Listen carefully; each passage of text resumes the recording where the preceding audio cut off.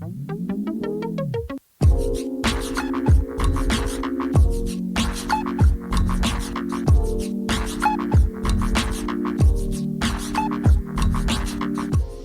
I'd say it was in that time frame, in the mid 80s, as I was becoming a teenager, and what just came to mind, it was like punk rockers versus the yuppies. Those were the sort of stereotypical groups.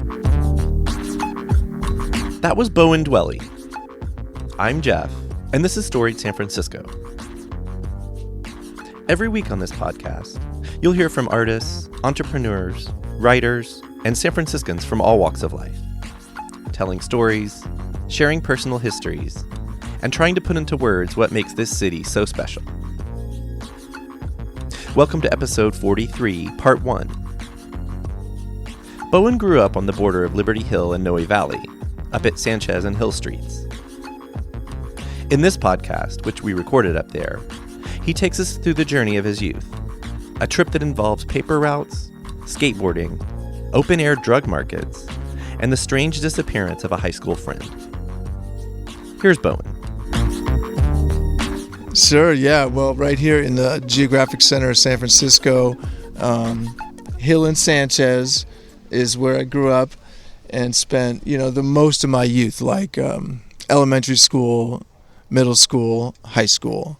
And it is right in the center of the city. These days, like if you're hanging out in the Mission, let's say, down on Valencia Street, it's like 4 or 5 blocks from where I grew up, although, most people on Valencia Street would never find themselves at the top of this hill. I lived down there for a while, and I only came up here. I would usually walk up 20th Street because that's where I lived, but I never came up all the way up here. And the views are amazing. It's pretty, right? It's really cool. It's pretty. Yeah, it's a very classic old San Francisco neighborhood. I grew up here. We moved into the first house on Hill Street there in probably 76 or 77 when I was 6 or 7 years old. And, it was that 70s San Francisco. It was low-key and pretty quiet and kind of, blue collar or some white collar, not a fancy neighborhood, certainly a nice neighborhood geographically, and, very, there was plenty going on, for the kids in the neighborhood, lots of joy rides in the older brothers' Mustangs, and, we could go down to 24th Street to get a slice of pizza and that sort of thing, and we all had paper routes. I had routes all over the top of this hill. On bike or? The thing is that the hills are so steep up here that it's kind of hard to do it on a bike. Yeah. I did, once in a while, but, again, super steep hills, so I had to do most of it on foot. Yeah. Once in a while I got lucky and my dad would take me around in the station wagon, like on a Sunday morning, Is that, as the paper route, how you really, really got to know the neighborhood and got to know yeah, that was, paper route was like 8 or 9 years old. And yeah, it's true. Cause I would be out like early in the morning by myself, kind of exploring the neighborhood. It's true. And at a young age, these days, I don't know, do you let an 8-year-old outside of the house even? Probably not. Is that permitted? Without like a bubble, I'm not sure. Right. But that I think that speaks to the difference. Then and now. Right. And although, paper routes they're very small. So really, probably because, I don't know, little kids do them or used to, so it's like you go 2 blocks in one direction, 2 blocks the other direction. You're not going real far. And so the fact is, like at that age, 24th Street down there at the bottom was the kind of the extent of the neighborhood. And I don't really remember going south of there. Oh, interesting. As a kid, and that that was kind of like the outer Noe Valley. It got a little sketchy even as you got out towards what we call Noe Courts out there, towards 30th and that sort of thing. Okay. And and of course, like you did not go east of Dolores Street. That was like completely off limits. In the other direction, the Castro was definitely kind of, it was very connected with the Castro. Mm-hmm. And so we would go down the hill to catch the Muni Metro there at the Castro station. Yeah. So would you say you got to know San Francisco and got to know the neighborhood just from being a kid and being out a lot? Yeah, and then skateboards. Oh yes, skateboards of Muni. That's what you get good at growing up in the city, right? And as soon as I had a little money from my paper route, so I must have gone and bought a skateboard and started riding it around. And I took the bus everywhere too. We would go down to the arcade at Second and down there in the old Transbay Terminal, right, to play video games in the arcade. We would go down Market Street to take the cable car across to Pier 39 to go to the arcade there and ride the bumper cars. And this is still like when I was 9, 10, 11, that sort of thing. And then as I got more into middle school, we started roaming, farther around the city. We had skateboards and bus passes, and you could just go anywhere. You ever combine the two and hang on to the back of the bus on your skateboard? Yeah, we didn't do that a whole lot. There's a lot of people maybe think that happens a lot, but the fact is it's usually faster just to ride your skateboard than to hook onto the bus, because y'all know that the average speed of Muni is 7 miles per hour, right? So I could skateboard a lot faster than that. Yep. And you wouldn't have to stop as much and wait for people to get on. Yeah, so we would just, there's certain routes in certain neighborhoods that give you access to excellent streets. Like you're looking for that fresh asphalt and interesting features, like in terms of the curbs and driveways and little banks and stuff like that. And so, we would use those bus routes like lifts and just take them up and get off and skate down and then like maybe do another lap, or many. Awesome. This must have been the 80s? Like you were a teenager in the 80s? Yeah, probably? Exactly. I was born in 70, yeah. So this would be now like, exactly early, mid-80s. When you first kind of started becoming aware of what kind of town this is, or sorry, what kind of town it was back then, about how old were you, and so what era was that, and what was the city like? Yeah, I'd say it was in that time frame, in the mid 80s, as I was becoming a teenager. And what just came to mind, it was like punk rockers versus the yuppies. Those were the sort of stereotypical groups. And there were groups in certain parts of town. I mean, like in the Mission, there were gangs at the time, and but it was, in my world, it was kind of like, are you punk, or are you gonna roll over, and are you a yuppie? That was the term. Remember yuppies? I know, probably not. Yes, of course. I'm going to let you say which one you were. Which side you fell on. Yeah, well, I didn't really take sides. I mean, we talked about this, when we met a few months ago, how like the Venn diagram of my life, so it definitely includes both. And I learned the ways of capitalism, let's just say, from a very early age, with that paper route, and even starting a business with my little buddy Zach when I was 9 years old.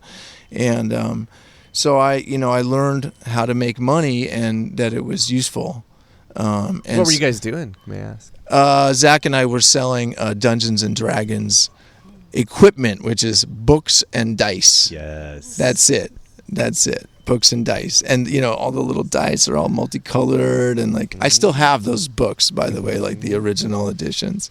Monster Manual and all that. Yeah, and the Player's Handbook, the Dungeon Master's Guide. That's the one you need, though, to, really be the master. I'm letting my dork side show, too. But, that's awesome. So you guys peddled that stuff. You, like, go to get it at hobby stores and then... No, man, we were incorporated. We had a wholesale account with TSR Games. Wow. We, would take orders and kind of batch them up until we had enough stuff, and then we'd place a wholesale order, get the stuff, bring it all to school, deliver our orders. Yeah.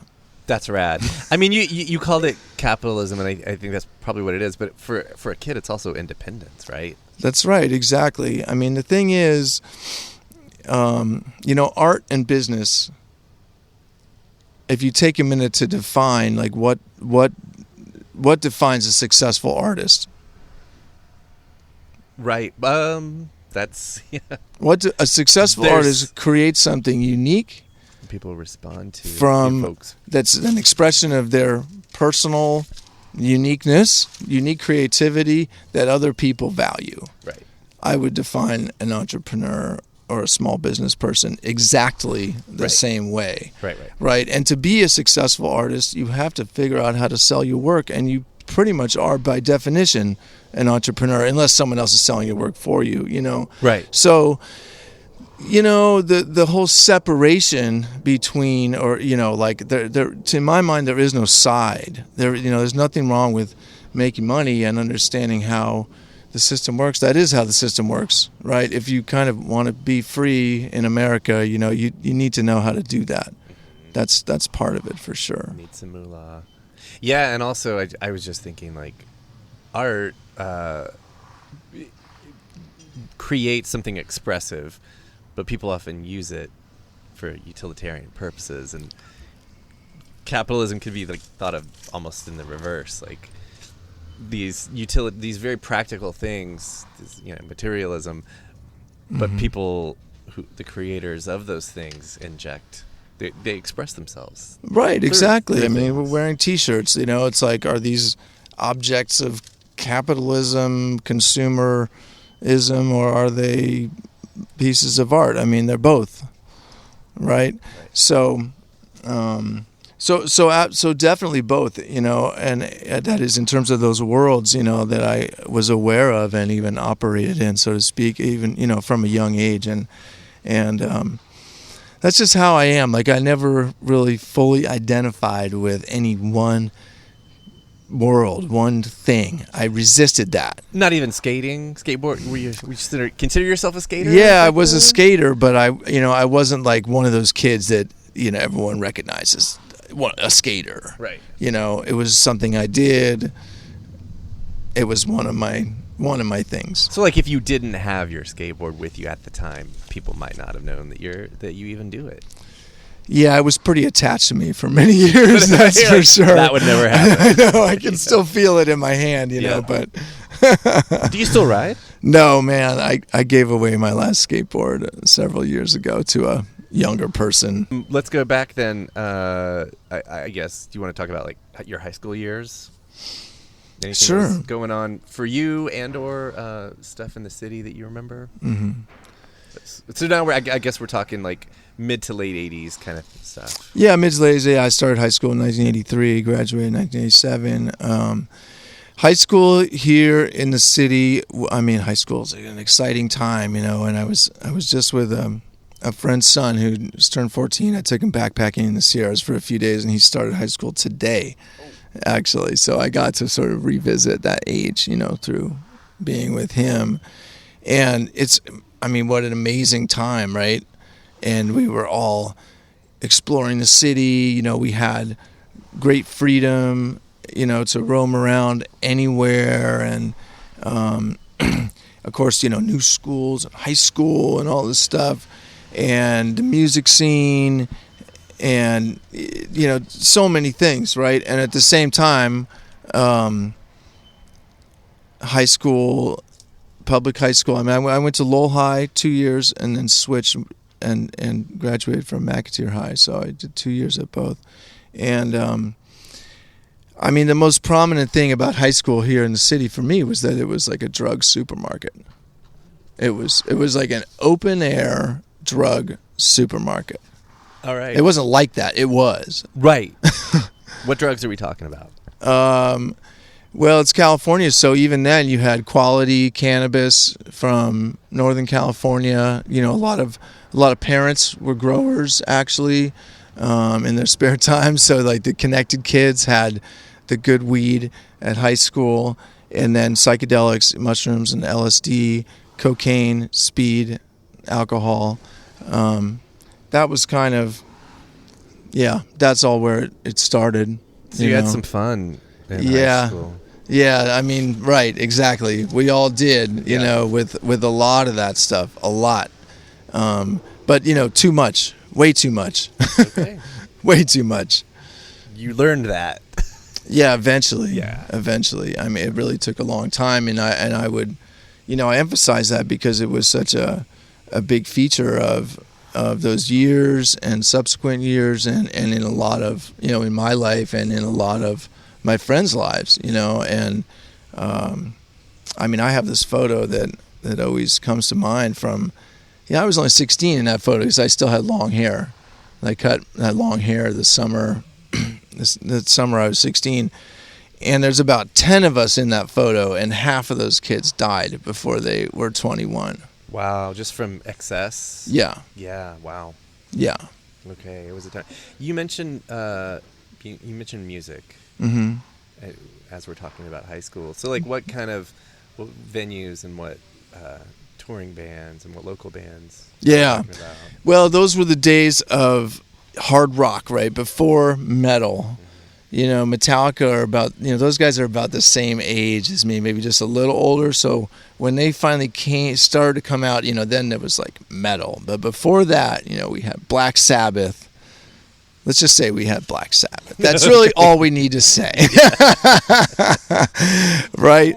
And and of course, the AC/DC and like the Scorpions and Aerosmith and Thin Lizzy and all those bands, came through San Francisco. Judas Priest, I saw some of them, but frankly, I was too fucked up actually a lot of the time to go to a lot of these shows, which is a real shame. And then on the other hand, there were all these small clubs with, a very active West Coast and like San Francisco punk rock scene. And I went to a ton of shows at the Farm in particular, because I guess that was, it's kind of on this side of town. Like we could go in a pack and skateboard down Lower 24th Street. And if there were enough of us, we would make it to the Farm, which is at the foot of 24th there at like Potrero and Utah, kind of in that zone there. And we would see Black Flag and MDC and the Circle Jerks and, some other bands that came up from LA and vice versa. Nice. Yeah. What other venues? For a bit big or small? Because you mentioned some big bands. Yeah. Well, in between, you had places that I wasn't super tuned into. Maybe I was just a little bit young, but, like the MAB, Mabuhay Gardens, and what was the place on Haight Street? Started with an O. There was some club on Haight Street that, and then, just like bars, essentially, like Bottom of the Hill and a Night Break, which is also on Haight Street and that sort of thing. So a lot of friends were in bands. Like pretty much everybody was in a band, except for me, and, not everybody. And so a lot of it was like we would go see friends' bands, when they were playing out, that kind of thing. Gasm, great band. All right, anything else about your high school years you want to talk about before we move on? High school years. Well, I will tell you the story about this guy, Aaron Strang, who was one of the most interesting cats that I knew at Lowell High. Yeah, so Lowell High, there was this crew of us there that hung out in the pit, which was this that was the heart of the supermarket that I mentioned. And Aaron Strang was this very interesting cat, typical, like very gifted, very bright guy, and also very much into psychedelics and like eating as much LSD as he could.